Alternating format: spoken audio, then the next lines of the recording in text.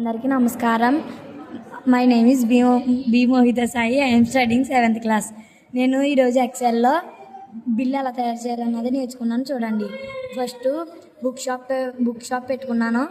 Company name పెట్టుకొని bill number, నా name, address, date కొట్టుకున్నాక serial number, item, quantity, rate పెట్టుకున్నాను.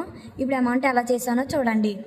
Amount is equal to quantity select చేసుకొని into కొట్టుకొని rate select చేసుకొని ఎంటర్ కొడితే వస్తుంది అమౌంట్ అన్నది.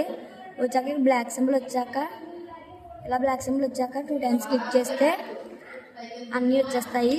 ఇది అమౌంట్ టోటల్ ఎలా చేశానో చూడండి. Amount total is equal to